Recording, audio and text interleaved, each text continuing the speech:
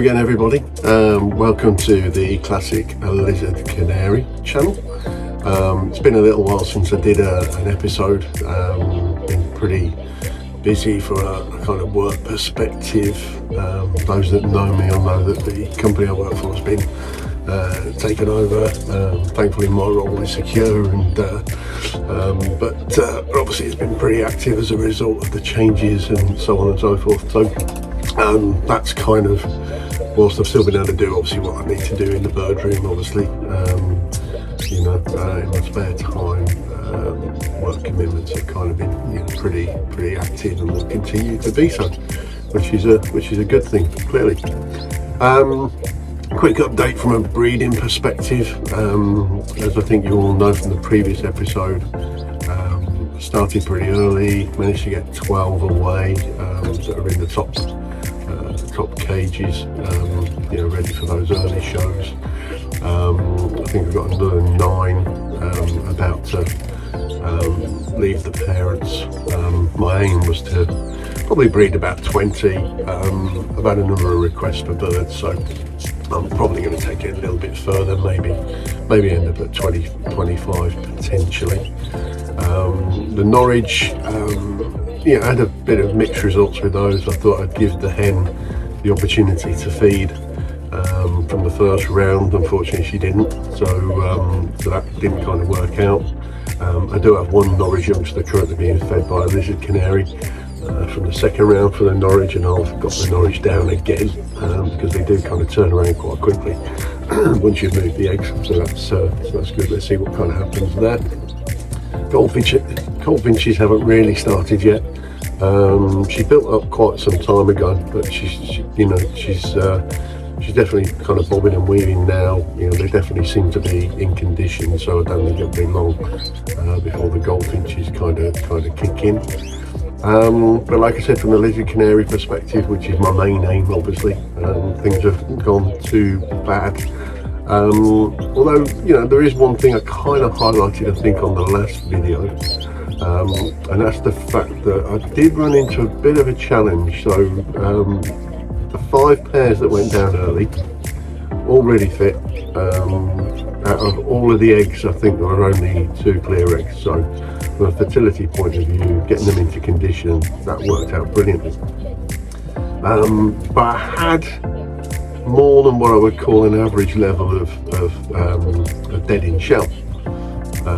So in that kind of circumstance, I didn't pay too much attention to it, and I kind of let the 2 pairs that predominantly had that issue go back down again for a second round, only to find that it happened again, where literally I didn't get anything off those 2 pairs in round 2, full eggs again.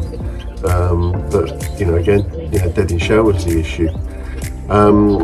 It made me start looking at the humidity in the room, and you'd have probably already noticed the little bit of kind of steam. You probably think it's smoke. What's Andy been doing, appearing over my right shoulder, and I felt that the room was just too dry.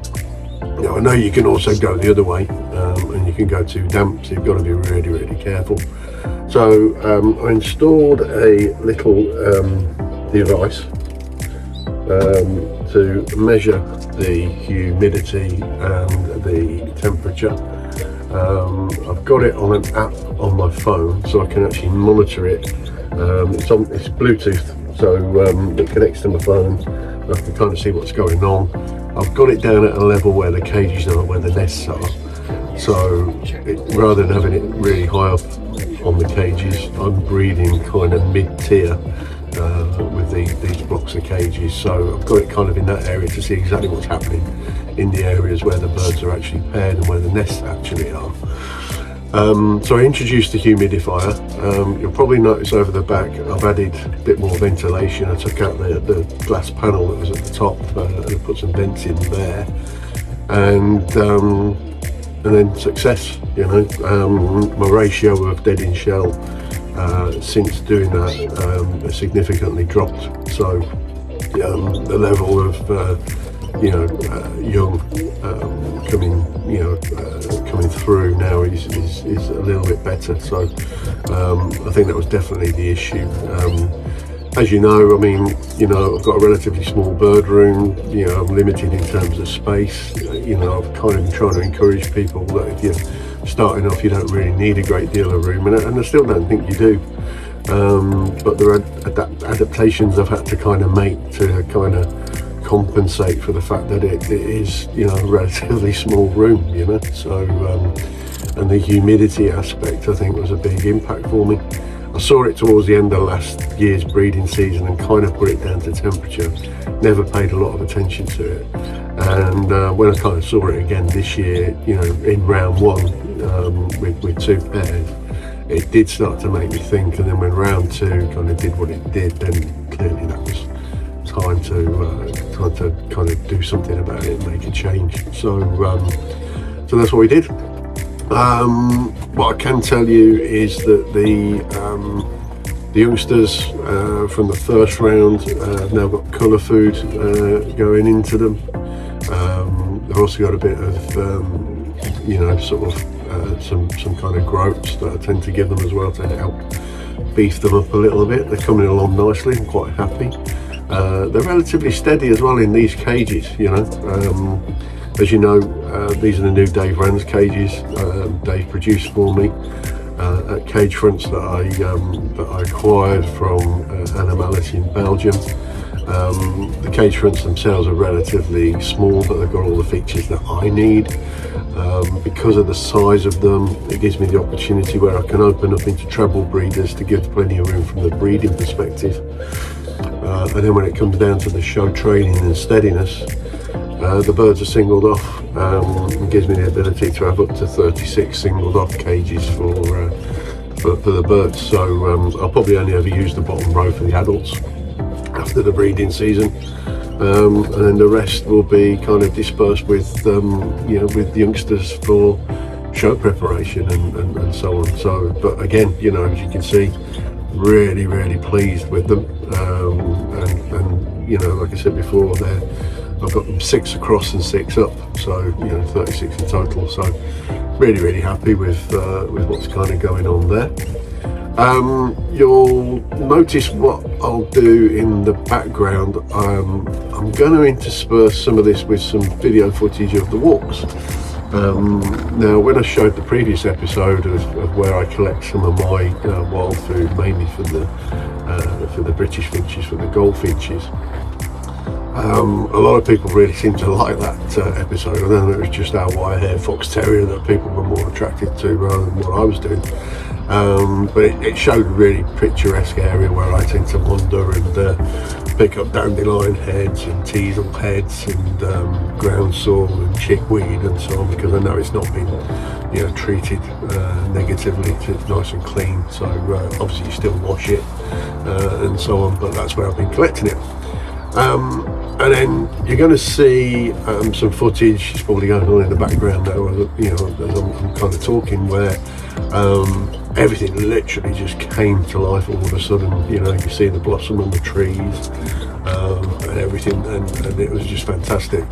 But disappointingly, when I took a walk, probably at the beginning of this week, so right at the end of May, the landowner has decided, and I'm sure there's good reasons for it, so I'm not casting any aspersions there or having a go, but decided to have major cutback across those bits of land where it's public footpath anyway, but where I wander with the dog and where I've been collecting those wild foods. And needless to say, quite a lot of those wild foods aren't there anymore because of a really good clear out. A lot of the bracken down by the stream has gone, and I think, like I said, I'm not criticising. I'm sure there's really good reasons why they've kind of had to do it. I'm absolutely certain of it, so no doubts there. But it does concern me a little bit with the timing, because if you consider, we're coming to the end of May, I would imagine in some of those areas that have been cleared, there must have been some nesting going on. So needless to say, if there were nests in those areas and those bushes and that bracken, well, they're certainly not there now, so that's a bit sad if that is the case.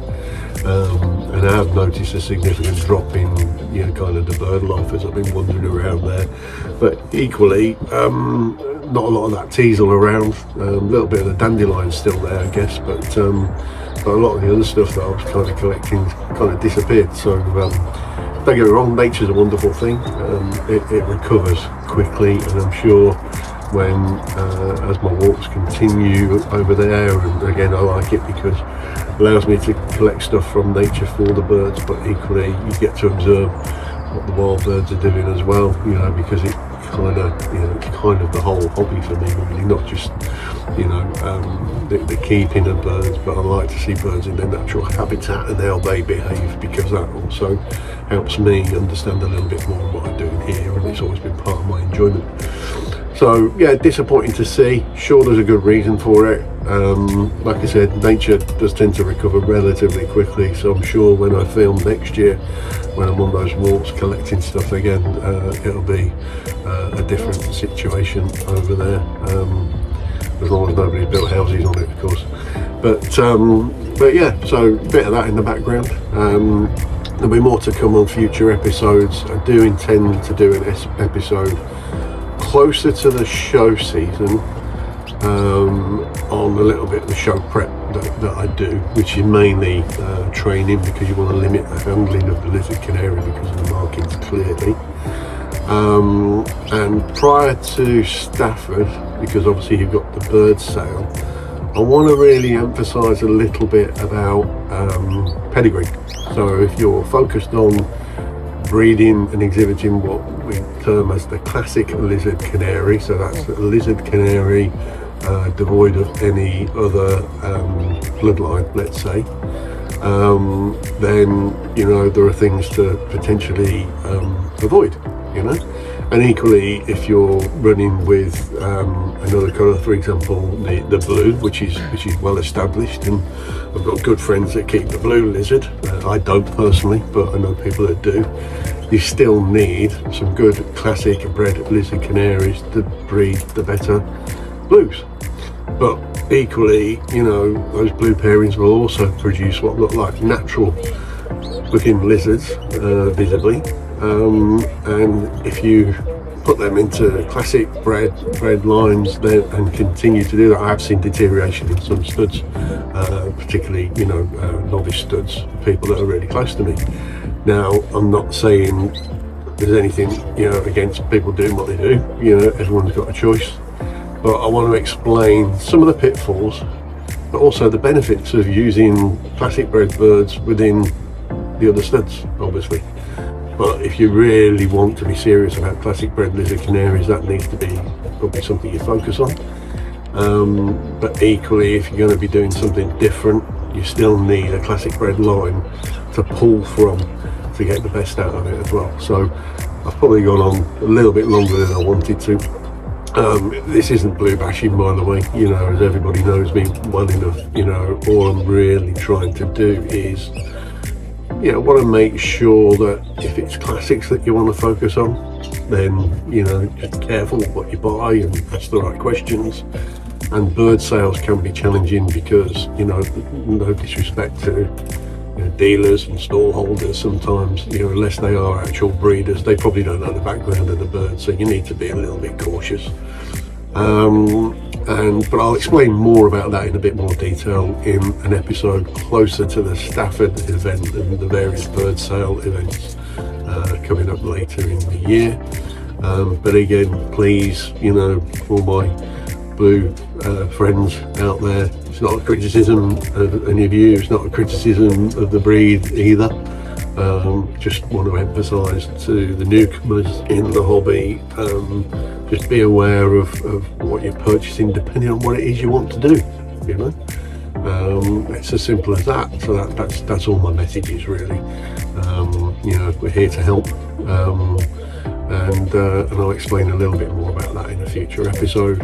Like I said, there'll be a future episode on the show prep. I've also combined the footage from where I explain the scale of points of the lizard canary with that episode where I show the gold, the silvers in natural and colour fed, males and females across the cap definitions. I've compiled that as one video in its entirety, just because I thought it would be useful for anyone coming into it, having it all in one place rather than a number of different episodes. Two, if there are judges out there that don't keep lizard canaries, but they find themselves judging lizard canaries at shows, then a quick look at the video probably helps us a little bit of guidance as well. So I mean, as everyone knows, I'm not a judge. I am doing some judging training this year, which will follow on into next year as well, mainly because of time commitments. But in terms of explanation of the breed, the markings, etc., I think the video does what it needs to do if you're a newcomer, and if you are somebody who's going to be judging the birds that don't keep the birds necessarily, judging them as any other variety, or even viewing them from the point of view of, best in show, best canary, etc. It hopefully gives a judge of other breeds a better understanding of what the classic lizard canary is all about. So that will come off in the future as well, and that's really all I have to say, really. Like I said, appreciate everybody liking the channel. I do appreciate comments as well, and I will reply to those when I kind of see them, but obviously when I have time. So again, if you like what you see, click like. Please make sure you subscribe if you like what you see as well. And if there's anything you think we're missing, anything you'd like to see added, just shout, and I'll do what I can. Like I said, we're here for everybody, and look forward to speaking to you again in the not too distant future. Hope the breeding season is going well. Hope the molt treats you well as well, and look forward to seeing quite a lot of you, I'm sure, on the show bench during the course of the year. So with that, thank you, and take care, and I'll speak to you again soon. Thank you. Bye bye.